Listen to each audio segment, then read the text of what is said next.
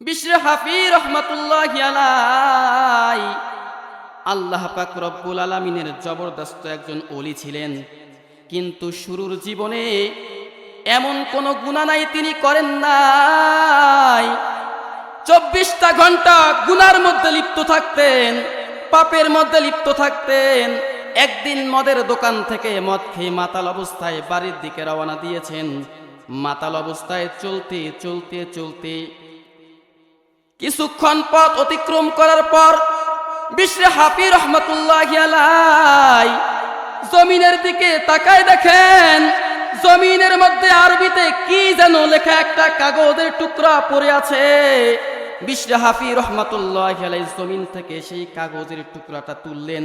তোলার পরে কাগজের টুকরার দিকে তাকায় দেখতেছেন, হায় রে, তো সেই কাগজের টুকরা, যেই কাগজের টুকরার মধ্যে আল্লাহ পাক রব্বুল আলামিনের কালাম, পবিত্র কালামুল্লাহ শরীফের, কুরআনুল কারীমের সেই বিশেষ আয়াত, যেই আয়াত সমস্ত মুসলমানের মুখস্থ, যেই আয়াত পরে আমরা আমাদের প্রত্যেকটা কাজের সূচনা করি, আমরা সবাই জানি সেই আয়াতটা হলো বিসমিল্লাহির রহমানির রহিম। মুসলমান ভাইয়েরা আমার, বিশর হাফি রহমাতুল্লাহি আলাইহি জমিন থেকে বিসমিল্লাহ লিখিত কাগজের টুকরাকে তুলে নিলেন। দেখেন এই কাগজের টুকরার মধ্যে আল্লাহ পাক রব্বুল আলামিনের পবিত্র কালামুল্লাহ শরীফের বিসমিল্লাহ চমৎকার করে সুন্দর করে লেখা আছে।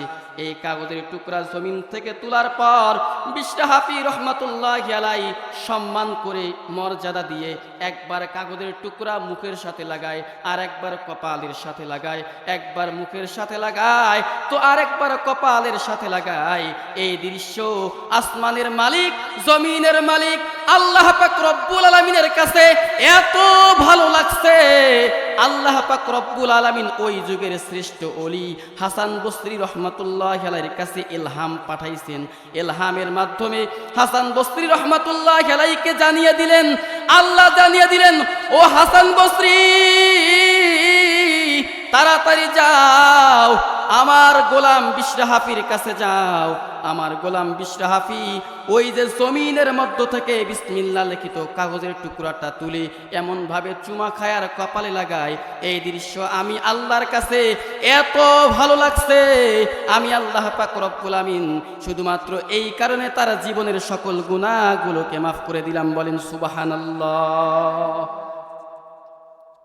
শুধু জমিনের নিচ থেকে বিসমিল্লাহ লিখিত একটা কাগজকে একজন মাতাল, একজন পাপিষ্ঠ, যে সারা জীবন পাপ করেছে, এইরকম একজন ব্যক্তি জমিন থেকে বিসমিল্লাহ লিখিত এই কাগজের টুকরা তুলে চুমু খায় আর কপালে লাগায়, এই দৃশ্যটা আপনার আমার স্রষ্টা, আপনার আমার রব, আপনার আমার খালেক আল্লাহর কাছে এত ভালো লাগছে। আল্লাহ পাক হাসান বসরি রহমাতুল্লাহি আলাইহিকে ইলহামের মাধ্যমে জানিয়ে দিলেন, হাসান বসরি যাও, বিশর হাফিকে সুসংবাদ দাও, আমি আল্লাহ পাক রব্বুল আমিন তার জীবনের সকল গুনাহ মাফ করে দিয়েছি, শুধুমাত্র এই কোরআনকে মুহাব্বত করার কারণে। এখন বলেন, এই কোরআনকে মুহাব্বত করা দরকার আছে না নাই? মুসলমান ভাইরা রে আমার, হাসান বসরি রহমাতুল্লাহি আলাইহি ইলহাম প্রাপ্ত হওয়ার পর বিশর হাফি রহমাতুল্লাহি আলাইহিকে খোঁজাখুঁজি করা শুরু করলেন। সব দিকে খুঁজলেন, কিন্তু বিশর হাফিকে পাওয়া যায় না। অবশেষে কোন একজন ব্যক্তির কাছ থেকে তথ্য পাইলেন যে হুজুর, বিশর হাফিকে তো কোথাও খুঁজে পাওয়া যাবে না।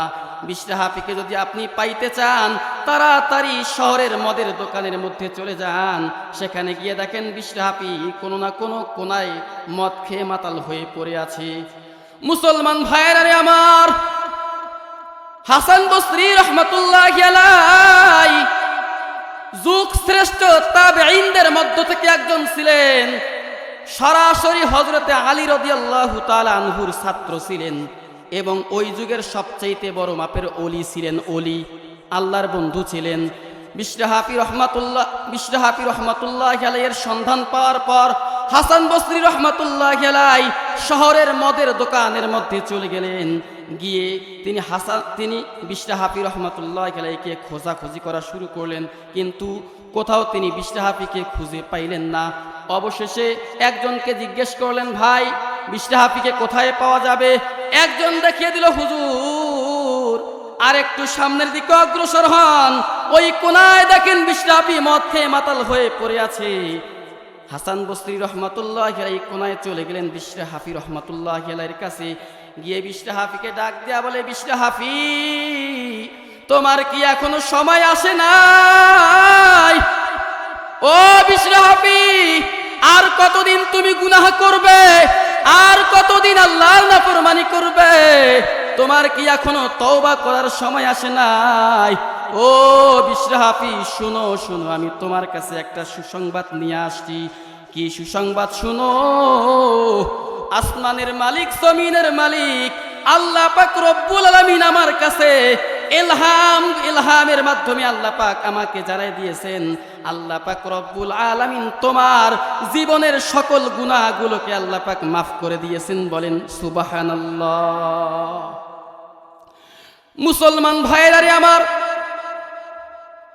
বিশরা হাফি রহমতুল্লাহি আলাইহি হাসান বসরি রহমতুল্লাহি আলাইহির কাছ থেকে নিজের কৃত পিছনের জীবনের সকল গুনাহগুলো আল্লাহ পাক রব্বুল আলামিনের পক্ষ থেকে মাফির ঘোষণা শোনার পর বিশরা হাফি রহমতুল্লাহি আলাইহি এক দৌড় দিয়ে বাড়িতে চলে আসলেন। আসার পরে সুন্দর করে গোসল করলেন। গোসল করার পরে সুন্দর করে উযু করে 2 রাকাত নামাজ আদায় করার পর 2খানা হাত আসমানের দিকে বাড়ায় দিলেন। আল্লাহকে ডেকে বললেন, আল্লাহ ও মালিক, সারাটা জীবন একটা দিনও আমি তোমার ইবাদত করি নাই মালিক। সারাটা জীবন মদ খেয়ে মাতাল হয়ে পড়ে রইছিলাম। ও মালিক, একদিনও তোমার আনুগত্য করি নাই, তোমার ইবাদত করি নাই, তোমার দাসত্ব করি নাই। 24টা ঘন্টা গুনার মধ্যে লিপ্ত ছিলাম, 24টা ঘন্টা পাপের মধ্যে লিপ্ত ছিলাম, 24টা ঘন্টা নাফরমানির মধ্যে লিপ্ত ছিলাম। কেবলমাত্র তোমার কালামুল্লাহ শরীফের ছোট্ট একটা আয়াতকে জমিন থেকে তুলে চুমু খাওয়া সম্মান করার কারণে তুমি আমার প্রতি যে দয়া করেছো, ও আল্লাহ, আজকে আমি তোমার কাছে প্রতিশ্রুতিবদ্ধ হলাম, আর জিন্দেগিতে জীবনে কোনোদিন আমি তোমার নাফরমানি করব না। এই জন্য বলতেছিলাম, মুসলমান ইমানদার, এই কোরআনকে মুহাব্বত করা দরকার আছে না নাই? যদি এই কোরআনের সাথে আমাদের রিলেশন তৈরি হয়, এই কোরআনের সাথে মুহাব্বত তৈরি হয়ে যায়, তাহলে এই কোরআনের সাথে মুহাব্বতেই আপনার আমার নাজাতের জন্য যথেষ্ট হতে পারে। এই জন্য সব রিলেশন বাদ, এখন আমরা সব বই পুস্তকের সাথে রিলেশন বাদ দিয়ে সম্পর্ক করব একমাত্র কোন কিতাবের সাথে? জোরে আওয়াজ দিয়ে বলেন, কোরআনের সাথে। মুহতারাম হাজিরিন,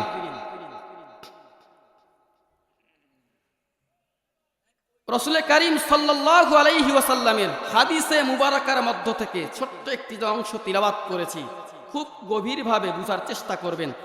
রাসূলুল্লাহ সাল্লাল্লাহু আলাইহি ওয়াসাল্লাম হাদিসের মধ্যে বলতেছেন, ও উম্মতেরা শুনো, আল কুরআনু হুজ্জাতুল লাকা আও আলাইকা।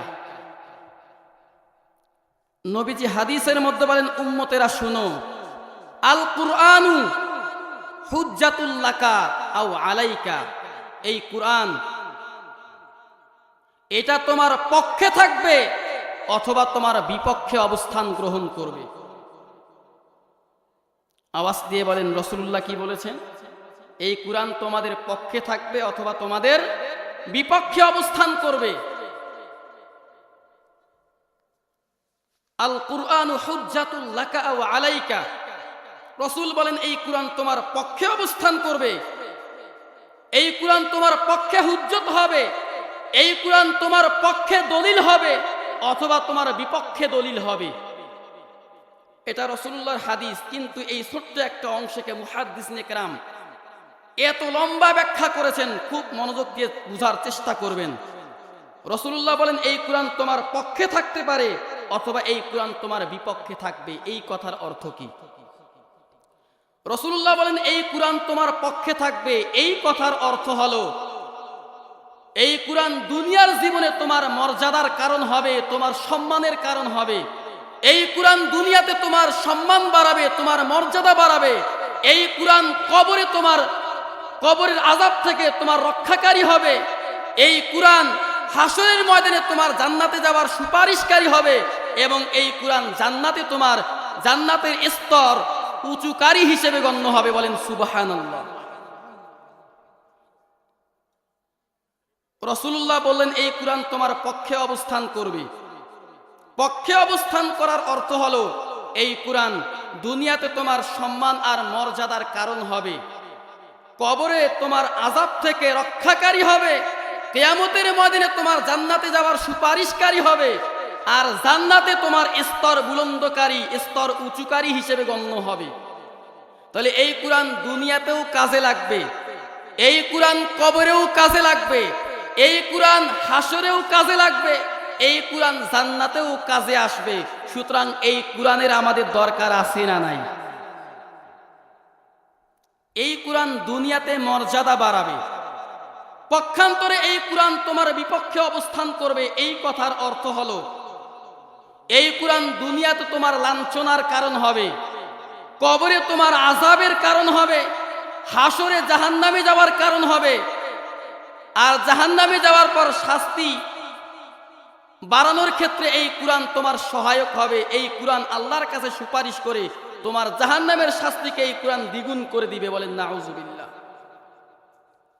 তাহলে আমরা কি চাই? কুরআন আমাদের পক্ষে থাক না বিপক্ষে? এখন যদি আমরা চাই যে এই কুরআন আমাদের পক্ষে থাক, তাহলে রাসূলুল্লাহ যে বললেন এই কুরআন তোমার পক্ষে থাকবে অথবা তোমার বিপক্ষে অবস্থান করবে, আল্লাহর নবী যে এই কথা বললেন কুরআন তোমার পক্ষে থাকবে, এই কথার অর্থ হলো যে ব্যক্তি কুরআন পড়বে, 2 নম্বর কুরআন বুঝবে, 3 নম্বর কুরআনের শুরু থেকে শেষ পর্যন্ত সকল বিধান হুকুম আহকামগুলো যে ব্যক্তি মেনে নিবে, 4 নম্বর শুধু মেনে নিলেই হবে না, বাস্তবিক জীবনে বাস্তবায়ন করার চেষ্টা করবে। 1 নম্বর যে ব্যক্তি কুরআন পড়বে, কুরআন বুঝবে, কুরআনের সমস্ত আইন কানুন মেনে নিবে, এবং 4র্থ নম্বর কুরআনুল কারীমের সকল বিধানগুলোকে বাস্তবিক জীবনে অর্থাৎ ব্যক্তিগত জীবন, পারিবারিক জীবন, সামাজিক জীবন, রাষ্ট্রীয় জীবন, অর্থনৈতিক জীবন, জীবনের প্রত্যেকটা ধাপে ধাপে প্রত্যেকটা পদক্ষেপে যারা এই কুরআনুল কারীমকে বাস্তবায়ন করবে, এই কুরআন দুনিয়াতে তার সম্মানের কারণ হবে, কবরে তার জন্য আযাব থেকে রক্ষাকারী হবে এবং কিয়ামতের ময়দানে তার জন্য জান্নাতে যাওয়ার সুপারিশকারী হবে, আর জান্নাতে তার জান্নাতের স্তর বাড়ানোর কাজে আসবে। পক্ষান্তরে এই কুরআন যারা পড়বে না, কুরআন যারা বুঝার চেষ্টা করবে না, কুরআনের আইন কানুন যারা মানবে না এবং বাস্তবিক জীবনে বাস্তবায়ন করার চেষ্টা করবে না, দুনিয়া থেকে জাহান্নাম পর্যন্ত প্রত্যেকটা ধাপে ধাপে তার জন্য রয়েছে লাঞ্ছনা, লাঞ্ছনা, লাঞ্ছনা। সম্মানিত উপস্থিতি, আজকে আমি এই জায়গায় বসে কুরআনকে হাতে নিয়ে আলোচনা করতেছি, এটা কি আমার ব্যক্তিগত কোনো পাওয়ারের কারণে, কোনো ক্ষমতার কারণে, কোনো শক্তির কারণে, অর্থ সম্পদ আমার অনেক বেশি এই কারণে? না না, শুধুমাত্র কেবলমাত্র এই কুরআনুল কারীমের ইলম আমার ভিতরে থাকার কারণে আজকে এই জায়গায় বসে কুরআনকে হাতে নিয়ে আমি আলোচনা করতেছি। এই কারণে এই কুরআন আমার সিনার মধ্যে থাকার কারণে আমার দাম বাড়িয়ে দিয়েছেন কে? আল্লাহ। মুসলমান ভাইরারে আমার, এই কথাটাই বলতেছিলাম। আল্লাহর নবী বলেন আল কুরআনু হুজ্জাতুল লাকা আও আলাইকা। রাসূল বলেন যে ব্যক্তি কুরআন পড়বে, ভালোভাবে কুরআন বুঝার চেষ্টা করবে, কুরআনের সমস্ত বিধিবিধানগুলোকে মেনে নিবে আর বাস্তবিক জীবনে বাস্তবায়ন করার চেষ্টা করবে, এই কুরআন দুনিয়াতে তার সম্মান বাড়িয়ে দিবেন। বলেন সুবহানাল্লাহ। এই জন্য যারা কুরআন হেফজ করে এদের সম্মান আমাদের সমাজে আছে না নাই? আলেমদের সম্মান সমাজে আছে না নাই? মুফতি আর মুহাদ্দিস যারা, তাদের সম্মান আমাদের সমাজে আছে না নাই? শুধুমাত্র কিসের কারণে? এই কুরআনুল কারীমের ইলম থাকার কারণে, এই কুরআন পড়ার কারণে, বুঝার কারণে, আর এই কুরআনকে বাস্তবিক জীবনে বাস্তবায়ন করার কারণে হাফেজে কুরআন ওলামায়ে কেরামের মর্যাদা এই কুরআন দুনিয়াতে বাড়িয়ে দিয়েছে। কথা বলেন ঠিক না বেঠিক? সম্মানিত ভাইয়েরা, আমরা যেমন এই কুরআনকে ভালোবাসি, এই কুরআন আমরা পড়ি, এই কুরআন বুঝার চেষ্টা করি ওয়াজ মাহফিলের মাধ্যমে, তাফসিরুল কুরআন মাহফিলের মাধ্যমে, মাদ্রাসায় পড়ার মাধ্যমে, ওলামায়ে কেরামের বয়ানের মাধ্যমে। আমরা এই কুরআনের পক্ষে নাকি বিপক্ষে? একটু আওয়াজ দিয়ে বলেন, আমরা এই কুরআনের পক্ষে আছি নাকি বিপক্ষে?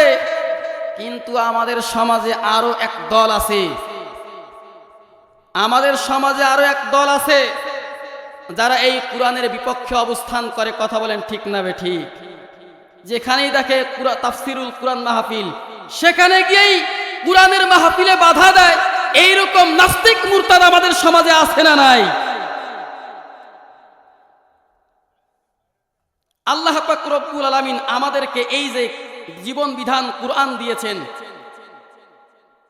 এই কুরআনুল কারীমের ভিতরে এমন কোন জিনিস নাই যেই বিষয়ে আল্লাহ পাক রব্বুল আলামিন বয়ান করেন নাই, আলোচনা করেন নাই।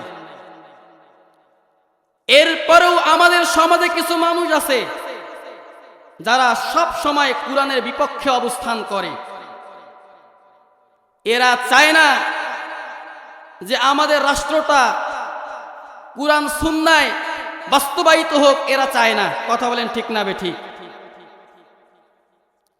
কুরআন সুন্নাহর আইন চায় না কারা? ভালোভাবে বুঝার চেষ্টা করেন মুহতারাম ভাইরা। কুরআন সুন্নাহর আইন চায় না কারা? কোনো না কোনো অপরাধে অপরাধী যারা। কথা বলেন ঠিক না বেঠিক? কুরআন সুন্নাহর আইন চায় না কারা? কোনো না কোনো অপরাধে অপরাধী যারা। এক নম্বরে চোর। চোর কখনো কুরআন সুন্নাহর আইন চায় না। কথা বলেন ঠিক না বেঠিক? চোর কখনো কি চায় না? কুরআন সুন্নাহর আইন চায় না। কেন?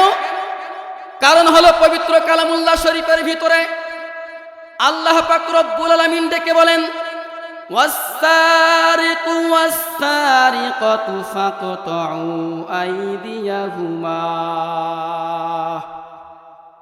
আল্লাহ ডেকে বলেন, বান্দারা শুনো, চোর আর চুরনি চুরি করার পরে যখন ধরা পড়বে, আমি আল্লাহ পাক রব্বুল আলামিনের বিধান হলো চোর এবং চুরনি ধরা পড়ার পরে তোমরা তাদের হাত কেটে দাও।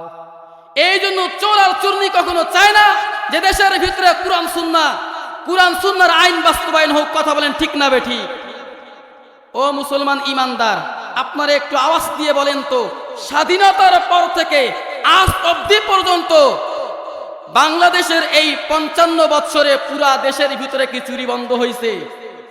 যারা ক্ষমতার সিংহাসনে বসছে, কেউ কি আজ পর্যন্ত বাংলাদেশের ভিতরে চুরি ডাকাতি ছিনতাই বন্ধ করতে পেরেছে? পশ্চিমকালেও পারবে না।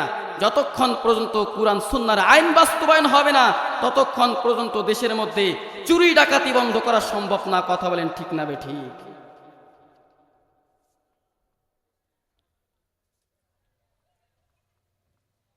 দুই দিন 3 দিন নয়, বর্তমান যারা রাষ্ট্রীয় ক্ষমতায় যারা আছেন, ওনারা যদি আগামীকাল থেকে এই সিদ্ধান্ত নেয় কুরআনুল কারীমের আইন বাস্তবায়ন করবে, চোর আর চুরনি ধরা পড়ার সাথে সাথে তাদের হাত কেটে দেওয়া হবে, আমার মনে হয় 2-3 দিন লাগবে না, 24 ঘন্টার ভিতরে বাংলাদেশ থেকে চুরি বিদায় হবে। কথা বলেন ঠিক না বেঠিক? এই জন্য চোর আর চুরনি যারা, এরা কখনো চাবে না দেশের ভিতরে কুরআন সুন্নাহর আইন প্রতিষ্ঠিত হোক। এই জন্য তো একদল আছে না, একদল আছে যারা কুরআন তাফসিরুল কুরআন মাহফিল যেখানে হয় সেখানে গিয়ে তারা বাধা দেয়। কারণ ওলামায়ে কেরাম কুরআনকে সামনে রেখে কুরআন সুন্নাহর আইন দেশের মধ্যে বাস্তবায়ন করতে চায়। ওলামায়ে কেরাম চায় বাংলাদেশ থেকে চুরি ডাকাতি সব বিদায় হোক, আর তারা চায় যে আপনাদের তাফসিরুল কুরআন মাহফিলের মাধ্যমে আপনারা চুরি ডাকাতি বন্ধ করতে পারবেন না, আমরা বয়ান বন্ধ করার মাধ্যমে দেশের মধ্যে চুরি আর ডাকাতি বাড়াইতে চাই। কথা বলেন ঠিক না বেঠিক? ওরা চুরি ডাকাতি বাড়াইতে চায়, আর ওলামায়ে কেরাম তাফসির মাহফিল থেকে চুরি করার বিরুদ্ধে কুরআনুল কারীমকে সামনে রেখে বক্তব্য প্রদান করে, কথা বলেন ঠিক না বেঠিক? 2 নম্বরে, যে সকল নারী আর পুরুষ জিনা করে, ব্যভিচারের মধ্যে লিপ্ত হয়, অবৈধ সম্পর্কে লিপ্ত হয়, পরকীয়ায় লিপ্ত হয়। আমাদের সমাজে পরকীয়া আছে না নাই? আমাদের সমাজে পরকীয়া নাই? একটু ফেসবুকে ঢুকে দেখেন, প্রত্যেক দিন দেখবেন আব্দুল করিমের স্ত্রী অমুকের সাথে চলে গেছে, অমুকের স্বামী অমুক মহিলাকে নিয়ে চলে গেছে, এরকম খবর আছে না নাই? এই পরকীয়া আমাদের দেশের ভিতরে করোনা ভাইরাসের চাইতে বেশি পরিমাণে বেড়ে গেছে, কথা বলেন ঠিক না বেঠিক? প্রত্যেকটা অলিতে গলিতে গ্রামে গঞ্জে এই পরকীয়া ঢুকে গেছে। এই পরকীয়া নামক রোগ আমাদের সমাজ থেকে দূর করা দরকার আছে না নাই? ও মুসলমান ইমানদার, এই ব্যাপারে পবিত্র কুরআনুল কারীম দিক নির্দেশনা দিয়েছে। আল্লাহ বলেন, ওয়াসজানিয়াতু ওয়াসজানি ফাজলিদু কুল্লা ওয়াহিদিম মিনহুমা মিআতা জালদা। আল্লাহ পাক রব্বুল আমিন ডেকে বলেন, আল্লাহ ডেকে বলেন, ইমানদার শুনো, আমি আল্লাহ পাক রব্বুল আমিন পবিত্র কুরআনুল কারীমের ভিতরে যে সকল নারী আর পুরুষ অবৈধভাবে জিনার মধ্যে লিপ্ত হয়, তারা যদি অবিবাহিত হয়, আমি আল্লাহ পাক রব্বুল আলামিন কুরআনুল কারীমের ভিতরে আইন দিয়ে দিলাম, তোমরা এই সমস্ত ব্যভিচারকারী নারী আর পুরুষকে 100 বেত্রাঘাত করো। এই জন্য জেনাকারী নারী পুরুষ এরা কখনো চায় না যে দেশের ভিতরে কুরআন সুন্নাহর আইন প্রতিষ্ঠিত হোক, কারণ কুরআন সুন্নাহর আইন দেশের ভিতরে বাস্তবায়ন হলে এদেরকে 100 করে চাবুক মারা হবে, কথা বলেন ঠিক না বেঠিক? এই জন্য এরা কখনো চায় না দেশের ভিতরে কুরআন সুন্নাহর আইন বাস্তবায়ন হোক। ও মুসলমান ইমানদার, বেশি লাগবে না, শুধুমাত্র 8 থেকে 10 জন যারা অবৈধভাবে জেনায় লিপ্ত হয়েছে, এরকম শুধুমাত্র 8 থেকে 10 জনকে ধরে প্রকাশ্যে জনগণের সম্মুখে যদি 100 করে চাবুক আঘাত করা হয়, আমার মনে হয় 24 ঘন্টার ভিতরে বাংলাদেশ থেকে এই জেনা নামক রোগ দূর হয়ে যাবে, কথা বলেন ঠিক না বেঠিক? আর যদি জেনাকারী নারী আর পুরুষ বিবাহিত হয়,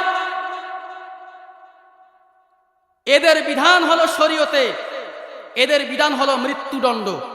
বিবাহিত নারী পুরুষ জেনা করলে এদের শাস্তি কি? মৃত্যুদণ্ড।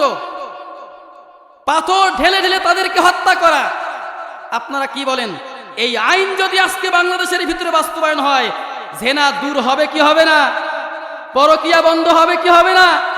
বন্ধ হয়ে যাবে, 24 ঘন্টার ভিতরে বন্ধ হয়ে যাবে। বেশি না, 8-10টাকে ধরে বাস্তবায়ন করা হোক, দেখবেন ইনশাআল্লাহ সবাই একেবারে সোজা হয়ে যাবে। কোন পুরুষ নারীর দিকে আর কোন নারী পুরুষের দিকে তাকানোর সাহস পাবে না। সুতরাং এইরকম সুন্দর পরিবেশ, এরকম সুন্দর রাষ্ট্র গঠনের একমাত্র নির্দেশনা যে কিতাব দেয়, সেই কিতাবের নাম কি? কুরআন। শুধু তাই নয়, ও মুসলমান ইমানদার, যারা বাংলাদেশের ভিতরে চাঁদাবাজি করে, এরা কখনো চায় না দেশের ভিতরে কুরআন সুন্নাহর আইন প্রতিষ্ঠিত হোক, কারণ দেশের ভিতরে যদি কুরআন সুন্নাহর আইন বাস্তবায়ন হয়ে যায়, চাঁদাবাজরা কখনো চাঁদাবাজি করতে পারবে না, কথা বলেন ঠিক না বেঠিক? যারা মানব পাচার করে, যারা নারী পাচার করে, যারা শিশু পাচার করে, এরা কখনো চায় না কুরআন সুন্নাহর আইন বাস্তবায়ন হোক, কারণ দেশের ভিতরে যদি কুরআন সুন্নাহর আইন বাস্তবায়ন হয়, চাঁদাবাজরা চাঁদাবাজি করতে পারবে না, চোর চুরি করতে পারবে না, জেনাখোররা জেনা করতে পারবে না, সুদখোর সুদ খাইতে পারবে না, ঘুষখোর ঘুষ খাইতে পারবে না, দুর্নীতিবাজরা দুর্নীতি করতে পারবে না। এই জন্য আমাদের সংসদে আমরা কুরআনকে সংবিধান হিসাবে দেখতে চাই কি চাই না? আওয়াজ দিয়া বলেন, চাই কি চাই না?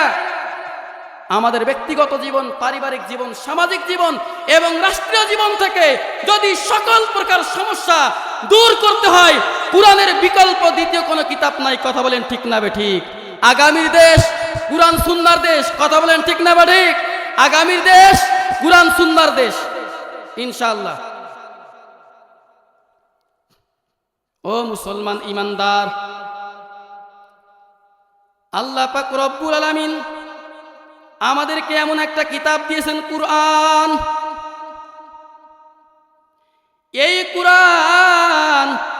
দুনিয়ার জীবনে তার পাঠকের জন্য সম্মানের কারণ হয়, আর অন্ধকার কবরে তার জন্য আযাব থেকে রক্ষাকারী হয়। বলেন সুবহানাল্লাহ।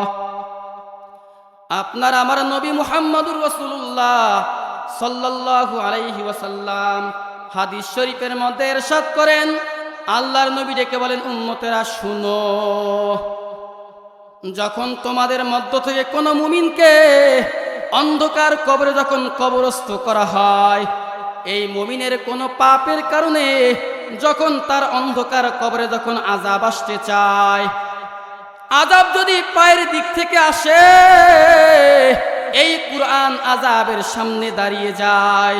বলেন না সুবহানাল্লাহ।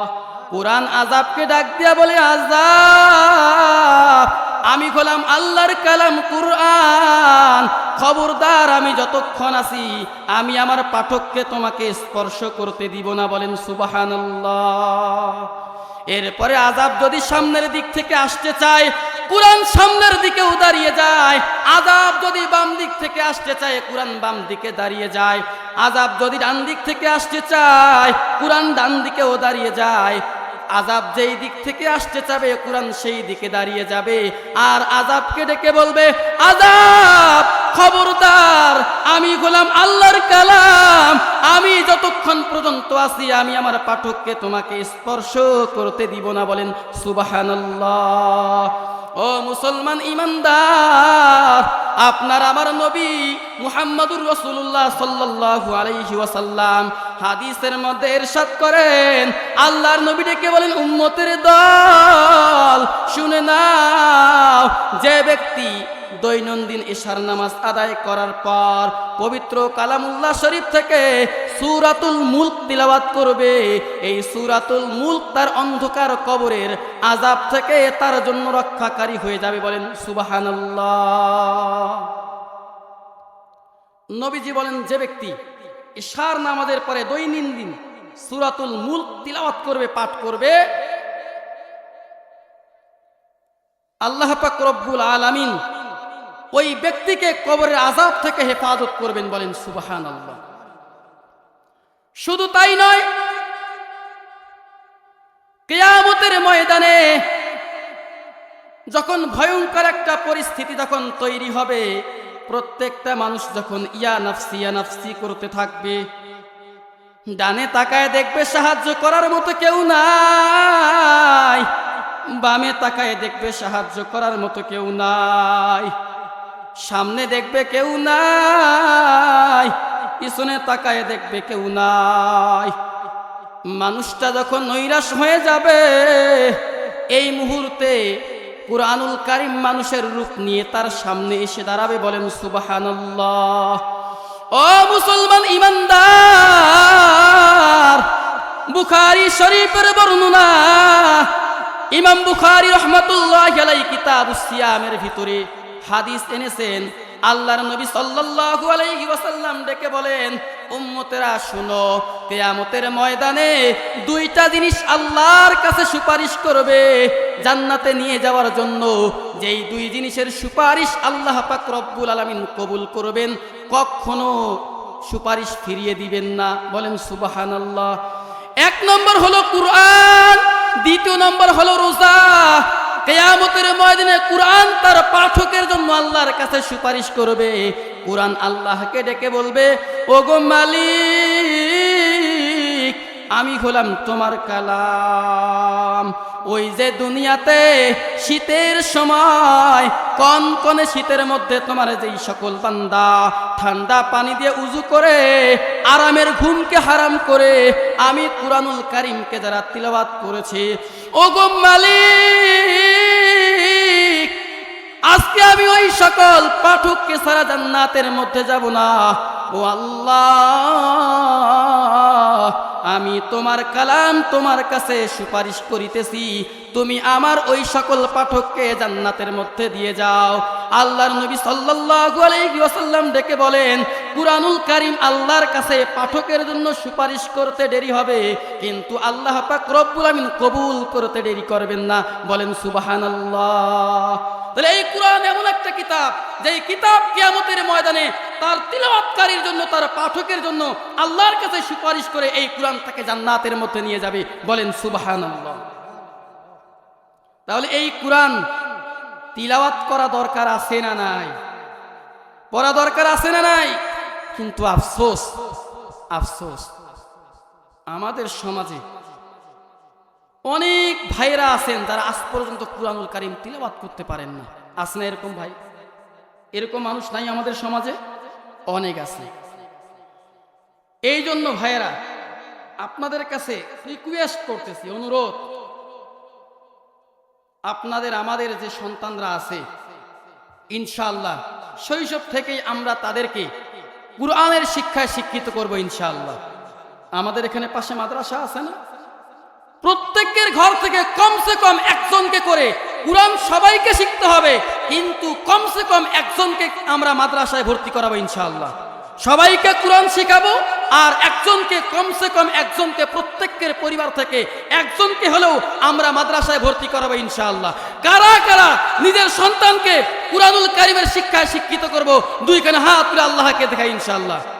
আল্লাহ আমাদের সবার হাতগুলোকে কবুল করেন, বলেন আমিন। আল্লাহ এই কোরআনের সাথে আমাদের সম্পর্ক, এই কোরআনের সাথে আমাদের মুহাব্বত পয়দা করার তৌফিক দান করেন, বলি আমিন। মুসলমান ভাইয়েরা, পৃথিবীতে এমন দ্বিতীয় কোনো কিতাব নাই যেই কিতাব পড়লে আপনি একটা নেকি পাবেন, শুধুমাত্র কুরআনুল কারীম ছাড়া।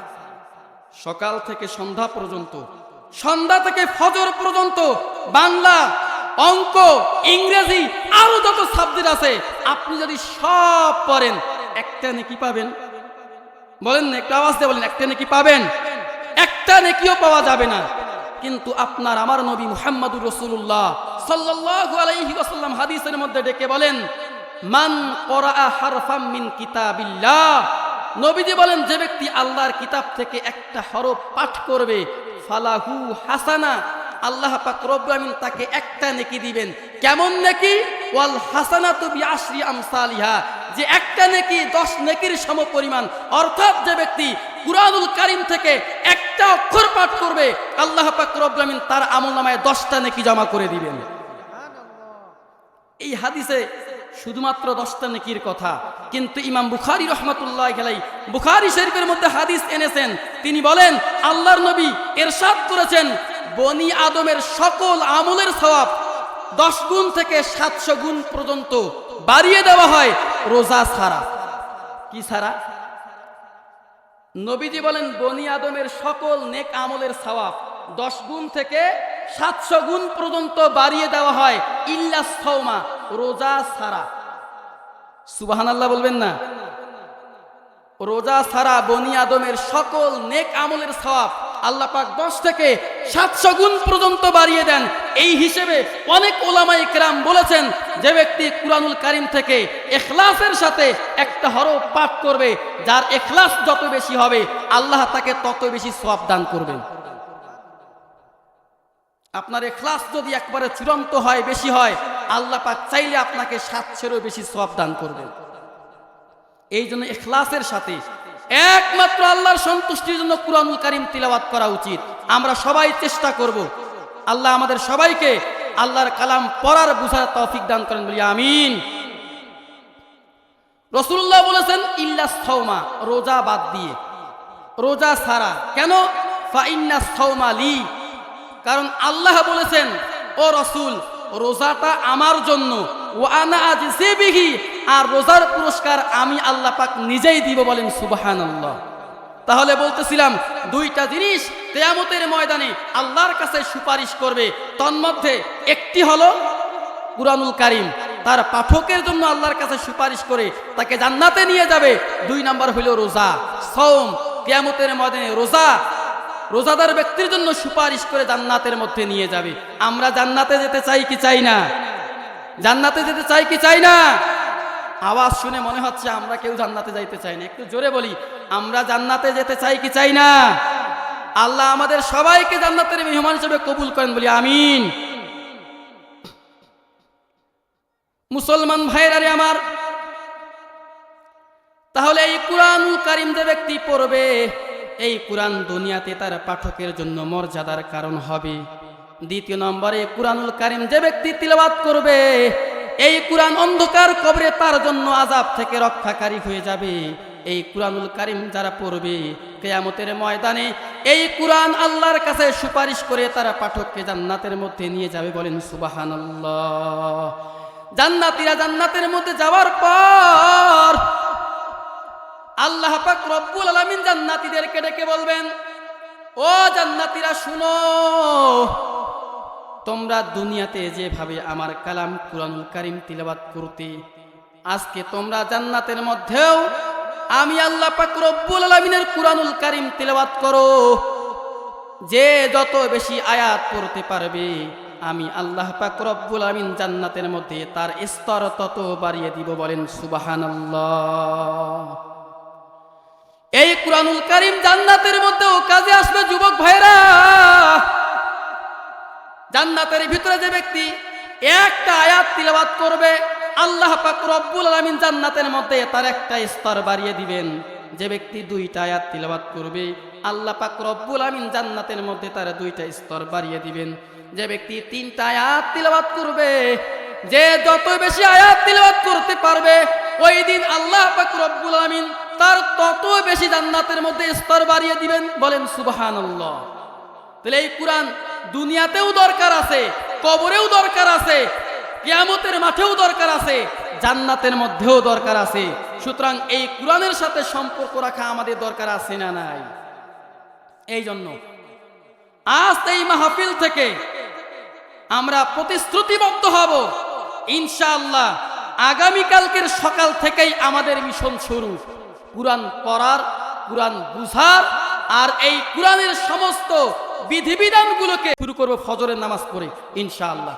আল্লাহ আমাদের সবাইকে এই কুরআনের সাথে সম্পর্ক করে কুরআনের সমস্ত হুকুম আহকামগুলোকে দুনিয়ার জীবনে মৃত্যু পর্যন্ত বাস্তবায়ন করার তৌফিক দান করে বলি আমিন। কুরআনের সাথে সম্পর্ক রাখলে কি আমাদের ক্ষতি হবে? আমাদের কি লস হবে? এই কুরআনের সাথে সম্পর্ক স্থাপন করে এই পৃথিবীতে কেউ ক্ষতিগ্রস্ত হয় নাই, কেউ ক্ষতিগ্রস্ত হয় নাই। বরঞ্চ বড় বড় ইহুদি, বড় বড় খ্রিস্টানরা, বড় বড় নাস্তিক, বড় বড় বেঈমানরা এই কুরআনুল কারীমের ভুল ধরতে এসে নিজের ভুল বুঝতে পেরে কালেমা পড়ে মুসলমান হয়ে গেছে। বলেন সুবহানাল্লাহ। কথা বলেন ঠিক না বেঠিক? এই কুরআন এমন একটা কিতাব, আল্লাহ পাক শুরুতেই বলেছেন লা রাইবা ফি। এই কুরআনের মধ্যে কোনো সন্দেহ নাই, ভুল ত্রুটি তো দূরের কথা, এই কুরআনের মধ্যে কোনো সন্দেহ নাই। সুতরাং এই কুরআন আমরা পড়ব, কুরআন বুঝার চেষ্টা করব, আর এই কুরআনের বিধানগুলোকে আমাদের ব্যক্তিগত জীবনে, আমাদের পারিবারিক জীবনে, আমাদের সামাজিক জীবনে এবং রাষ্ট্রীয় জীবনে বাস্তবায়ন করার চেষ্টা করব। আল্লাহ আমাদের সবাইকে এই কুরআন অনুযায়ী আমল করার তৌফিক দান করেন বলি আমিন। মুসলমান ভাইয়েরা, সূরা রহমান থেকে আমি আয়াতে কারিমা তিলাওয়াত করেছি। কোন সূরা থেকে? সূরা রহমান থেকে। আমার কেবল আয়াত কেবল শুরু হচ্ছে, আমার আলোচনা এখান থেকে। এতক্ষণ শুধুমাত্র আমার ভূমিকা ছিল যে কুরআনের সাথে সম্পর্ক তৈরি করা, কুরআন পড়া, কুরআন বুঝা, কুরআন দিয়ে ব্যক্তিগত জীবন, পারিবারিক জীবন, সামাজিক জীবন, রাষ্ট্রীয় জীবনকে এই কুরআনের মাধ্যমে বাস্তবায়ন করা। এইটা এতক্ষণ শুধু ছিল আমার ভূমিকা, আমার মৌলিক আলোচনা। মূল আলোচনা এখন শুরু। সূরা রহমানের 4টি আয়াতে কারিমা তিলাওয়াত করেছি। 1 নম্বর আয়াত হলো আর রহমান। 1 নম্বর আয়াত কি? একটু জবান খুলে পড়ি। 1 নম্বর আয়াত কি?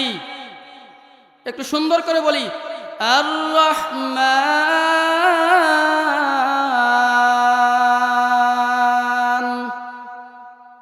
একটু মস্ক করি সবাই।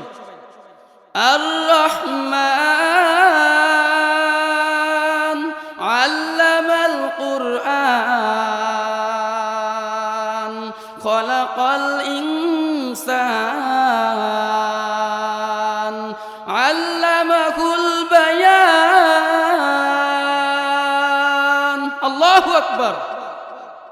কুরআনুল কারীমের তেলাওয়াত যত শুনি তত শুনতে মন চায়, কথা বলেন ঠিক না বেঠিক? যত পড়ি ততবার পড়তে মন চায়। আমার আগে যে ভাই কথা বলেছেন বেশ কয়েকটি পয়েন্টে সুন্দর সুন্দর কথা বলেছেন। আল্লাহ পাক আমার ওই ভাইয়ের হায়াতের মধ্যে বরকত দান করেন, তার ইলমের মধ্যে হায়াতের মধ্যে বরকত দান করেন, এবং ভালো দায়ী হওয়ার, ভালো আলোচক হওয়ার তৌফিক দান করেন, দ্বীনের জন্য কাজ করার তৌফিক দান করেন। আল্লাহ পাক রব্বুল আলামিন সূরা রহমানের প্রথম নম্বর আয়াতের মধ্যে আল্লাহ পাক বলতেছেন আর রহমান। মুসলমান ভাইয়েরা, আল্লাহ পাক রব্বুল আলামিনের নামগুলার কোয়ালিটি হলো দুই প্রকার। আল্লাহ পাকের নামের কোয়ালিটি কয় প্রকার? দুই প্রকার। একটা হলো আল্লাহ পাক রব্বুল আলামিনের জাতি নাম, আল্লাহ পাকের সত্তাগত নাম। আল্লাহ পাক রব্বুল আলামিনের সত্তাগত নাম হলো আল্লাহ। আর বাকি দ্বিতীয় নম্বর কোয়ালিটি হলো আল্লাহ পাকের সিফাতি নাম, গুণবাচক নাম।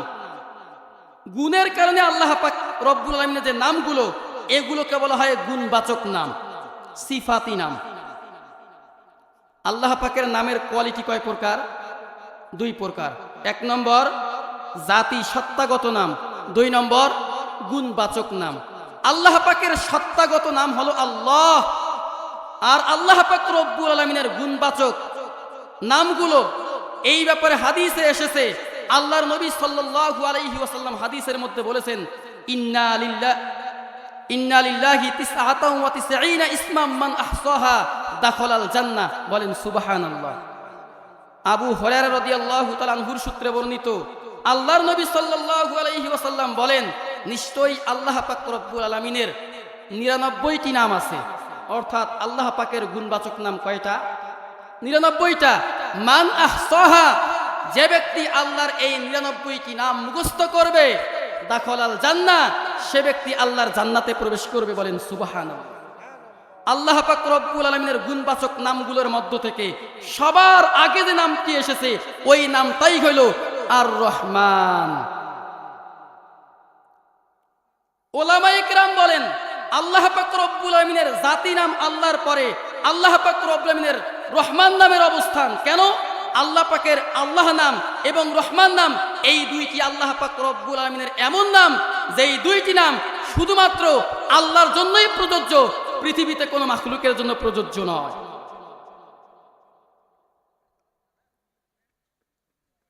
একটা হলো আল্লাহ পাকের জাতি নাম আল্লাহ, আর একটা হলো আল্লাহ পাক রব্বুল আলামিনের সিফাতি নাম আর রহমান।